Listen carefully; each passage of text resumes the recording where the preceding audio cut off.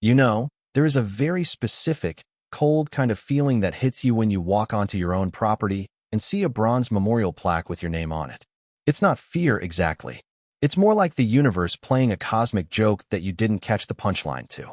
I stood there, boots caked in the dust of a 15-month absence, staring at bold, raised letters that read, "This tranquility generously donated by the late Elias Thorne."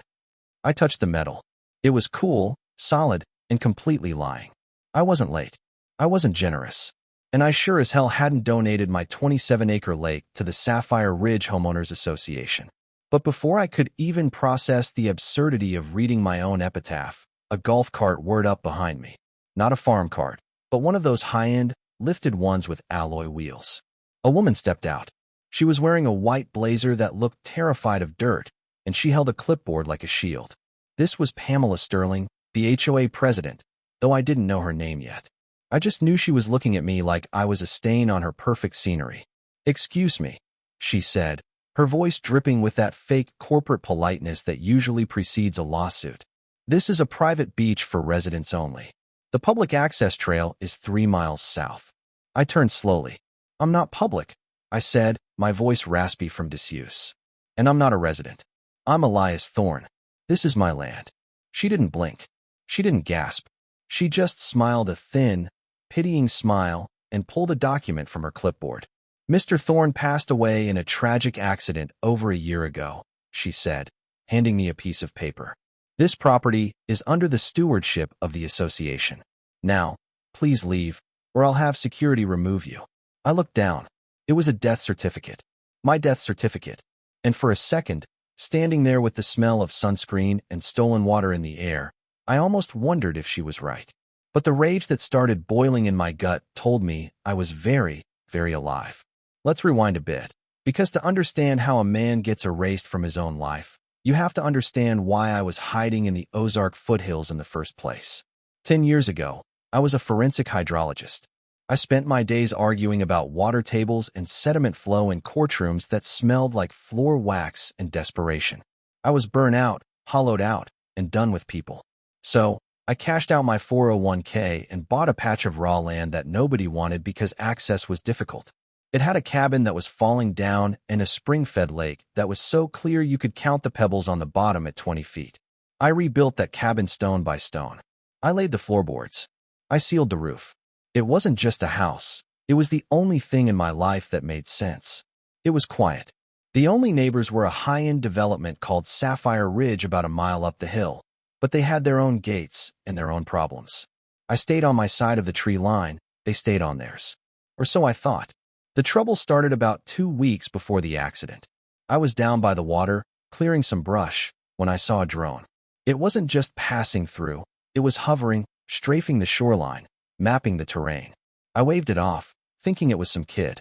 Then came the SUV, a blacked-out Escalade idling at the edge of my gravel road. And finally, the man. I caught him standing near my property line holding a surveyor's pole. He was young, built like a linebacker, wearing a generic construction vest. When I yelled out, he bolted, jumping into a truck and peeling out. But I saw one thing clearly, a tattoo on his left forearm. It was distinct, a jagged, black tribal band that looked like barbed wire. I didn't think much of it then. I just thought it was a trespasser. 2 nights later, I was driving home from the hardware store in the next town over. It was raining, that greasy, slick mist that coats the asphalt. I was coming around a blind curve on County Road 9 when high beams blinded me. A truck had drifted into my lane. I swerved right, hit the soft shoulder, and the world flipped. I remember the sound of metal screaming. I remember the tree rushing up to meet the windshield. And in that split second before the lights went out, I saw the other driver slow down. He rolled down his window. He didn't look horrified. He looked satisfied. And on his arm, resting on the door frame, was that jagged black tattoo. Then, darkness. I didn't wake up the next morning. I woke up 15 months later in a long-term care facility 3 counties away. I had been at John Doe for 6 weeks because my wallet and phone had been thrown from the wreck and, conveniently, never found at the scene. By the time my sister, Sarah, tracked me down through fingerprints, I was in a vegetative state. The doctors told her I might never wake up. I spent a year trapped in my own head, fighting to claw my way back to the surface. When I finally opened my eyes, I had to learn to walk again. I had to learn to hold a spoon. But the thing that drove me, the thing that made me grit my teeth through the physical therapy, was the thought of my porch. The thought of my lake. The quiet. So, imagine my surprise when I finally drove my beat-up rental car down my driveway and found a gate with a keypad I didn't know. I climbed over it. I walked down the hill. And there it was. My sanctuary had been turned into Serenity Shores, an exclusive beach club for the Sapphire Ridge HOA. There were cabanas. There was a tiki bar. There was sand, trucked in, white sand, dumping straight into my pristine spring water. And there was Pamela Sterling telling me I was dead. "I'm giving you one warning," Pamela said, signaling to two security guards who looked like they were itching to hurt someone. "Vacate the premises. You can't just steal a man's life," I said, my voice shaking. "I built this house." I looked past her. My cabin had been renovated. They had covered my hand-hewn cedar siding with beige vinyl. They had ripped out my garden to put in a parking lot for golf carts. It wasn't just theft, it was desecration. "Sheriff," Pamela yelled into her radio. Two deputies rolled up a minute later. They looked tired. When they saw me, they didn't see a victim. They saw a vagrant in worn-out clothes arguing with a well-dressed community leader. "Sir," the older deputy said, "we have paperwork on file here. This land belongs to the HOA under emergency stewardship laws. The owner is deceased." "I am the owner," I yelled, pulling out my discharge papers from the hospital. "Look, Elias Thorne." The deputy glanced at the papers, then at Pamela. Pamela sighed, a perfect, practiced sigh of exhaustion. "Officer, this man is clearly disturbed. He's been harassing our guests. We have a provisional death certificate on file with the county. Until a judge says otherwise, he is trespassing." The deputy looked at me. "Sir, you need to take this up with the court. Right now, I can't let you stay here.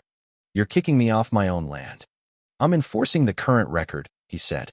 "Go home, sir, before I have to arrest you." I looked at Pamela. She was smiling. It was a small, tight smile that said I won. I walked away. I had to. But as I walked back up that gravel road, leaving my lake behind, the confusion in my gut hardened into cold, heavy iron. They thought because I was alone, because I was dead, that I wouldn't fight. They were wrong. I drove straight to Sarah's house. My sister looked like she'd aged 10 years. When I told her what happened, she burst into tears. "Elias," she sobbed, "I didn't know. They told me. They told me the county was going to seize the land for back taxes because your accounts were frozen. Then this man showed up. He said he was a social liaison for the county. He said the HOA wanted to honor you. He said they would maintain the land so it wouldn't fall into disrepair." "Who was he?" I asked gently. "His name was Vince," she said, wiping her eyes. "Vince Kogan. He was very polite. He had a badge. He brought the papers. He said if I signed the stewardship agreement, your legacy would be safe." "Did he have a tattoo?" I asked. She nodded. "On his arm. A black tribal band." My blood ran cold. The man who ran me off the road. The man who surveyed my land. The man who tricked my sister. It was the same guy? This wasn't just a land grab. It was a conspiracy. "Do you have the papers?" I asked. Sarah went to her safe and pulled out a thick envelope. "I kept everything. I didn't trust them, Elias, but I was so scared I'd lose the only thing you had left." I opened the file. It was a treasure trove of fraud. There were letters from Pamela Sterling expressing deepest condolences. There was the stewardship contract, which was full of legal gibberish. And there was the death certificate. I looked closely at it. Provisional affidavit of death. It wasn't signed by a coroner. It was signed by Vince Kogan, field adjudicator. "I know a guy," I told Sarah. "Grab your coat. We want to see Sam Aris." Sam is a property lawyer who operates out of a strip mall office that smells like old coffee and cigar smoke. But he's the kind of lawyer who hates bullies more than he likes money. He took one look at the paperwork and let out a low whistle. "This is bold," Sam said, tapping the death certificate. "Stupid, but bold. They used a loophole meant for abandoned properties where the owner disappears without heirs. But they filed it while your sister was listed as next of kin. That's fraud 1. Fraud 2 is this Vince guy signing off on a death without a body. Can we get them?" I asked. "Get them?" Sam laughed, a dry, barking sound. "Elias, if we do this right, we're going to own them. But we need proof that this wasn't just a clerical error. We need to prove they knew you were alive, or at least that they engineered the takeover before the accident." "How do we do that?" We follow the money, Sam said. And we find Vince. For the next 3 weeks, we went to war. But we did it quietly. I stayed at Sarah's, sleeping on her couch, while Sam hired a forensic accountant named Ray. Ray was a wizard. He dug into the Sapphire Ridge HOA financials, which, surprisingly, are semi-public records if you know where to dig. He found it in 2 days. A transfer of $50,000 labeled consulting fees sent to a shell company called Kogan Solutions, LLC. The date of the transfer? 3 days before my accident. They paid him, I whispered, staring at the spreadsheet. They paid him to run me off the road. It gets worse, Ray said, turning his laptop screen toward me. Look at the invoices for the beach renovation. They spent $2 million. But the contractor is owned by Pamela Sterling's husband. They didn't just steal your land to be nice neighbors. They stole it to launder money through construction contracts. We had the motive. We had the money trail. Now we needed the man. We tracked Vince Kogan to a dive bar on the edge of town. He wasn't hard to find. Criminals who get paid 50 grand tend to spend it loudly. We didn't approach him. We just watched. And then we got lucky. We followed him one night to the lake, my lake. It was 2 a.m. Sam, Ray, and I were crouched in the tree line with a long-range camera. Vince parked his truck near the newly built gazebo. He pulled out a gas can. What is he doing? Sarah whispered, watching from the car. He's cleaning up, I said, realizing what was happening. The county inspector is coming tomorrow to check the permits for the gazebo. Permits they never got. Vince started dousing the structure. He lit a flare. Sam, call the police, I said. Now. We didn't stop him. We couldn't risk him running before the cops arrived. We filmed. We filmed him lighting the flare. We filmed him throwing it. We filmed the flames licking up the side of the structure that stood on my land.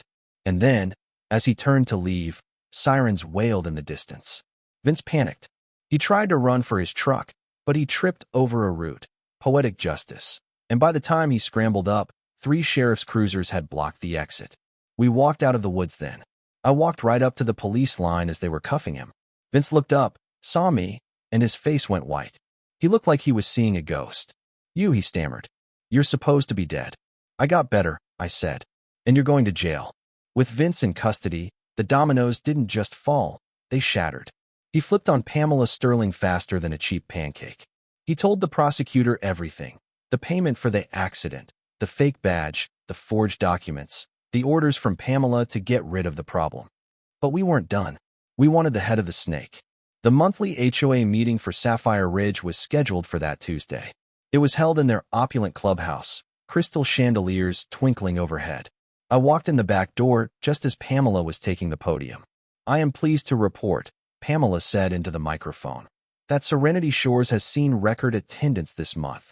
It truly is the jewel of our community. She paused for applause. She didn't get it. Instead, the double doors at the back swung open. Objection, Sam Harris shouted, walking in with a briefcase. Who are you? Pamela demanded. Security. Sit down, Pamela, I said, stepping out from behind Sam. The room went deadly silent. I walked down the center aisle. I was wearing my old flannel shirt and work boots, looking every inch the farmer I was. That's Elias Thorne, someone whispered. I thought he was dead. I'm not dead, I announced to the room. But your HOA president is about to be politically deceased. Pamela gripped the podium. You are trespassing. This man is a fraud. Actually, Sam said, plugging a flash drive into the projector system before anyone could stop him. This is fraud. On the giant screen behind Pamela, the bank transfers appeared. Then the death certificate signed by Vince. Then the video of Vince burning down the gazebo. And finally, the mugshot of Vince Kogan, taken 2 days ago. Pamela Sterling, I said, my voice echoing off the vaulted ceiling. You stole my land. You faked my death. You hired a hitman to run me off the road. And you used this community's funds to pay for it. Pamela tried to run. I'm not kidding. She actually tried to bolt for the side exit. But the sheriff was waiting there. He stepped out, handcuffs gleaming. Pamela Sterling, the sheriff said, you are under arrest for conspiracy to commit murder, grand larceny, and wire fraud. As they let her out in cuffs, she screamed, not about her innocence, but about her property values. You're ruining the aesthetic, she yelled. You're ruining everything. I stood at the podium and looked at the stunned crowd of residents. Get off my property, I said calmly. All of you. You have 1 hour to remove your chairs, your umbrellas, and your entitlement. After that, anything left behind belongs to me. The aftermath was what you might call a correction. Pamela is currently serving 20 years in a federal penitentiary. Her husband went down for the money laundering. The HOA was dissolved and reformed under court supervision, and they were ordered to pay me $3 million in restitution and damages. But money doesn't fix everything. I spent the next 6 months tearing it all down. I brought in bulldozers, my bulldozers, and I ripped out the tiki bar. I tore up the parking lot. I crushed the cabanas. I hired an environmental crew to dredge the sand out of the lake and restore the natural reed beds. The last thing to go was the plaque. I stood there with a sledgehammer on a Tuesday morning. The sun was rising, hitting the bronze just right. Generously donated by the late Elias Thorne. I swung the hammer. The sound of metal cracking was the sweetest music I'd ever heard. I didn't stop until it was unrecognizable.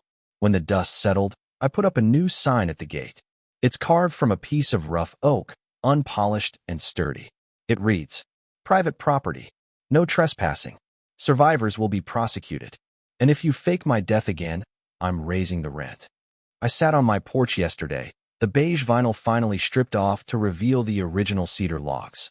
The lake is quiet again. The frogs are back. The drone of the cicadas is the only noise I hear. But it makes you think, doesn't it? We trust these systems, the county clerks, the HOAs, the paperwork, to tell the truth about who we are and what we own. But all it took was one ambitious woman and a corrupt system to erase 40 years of my life.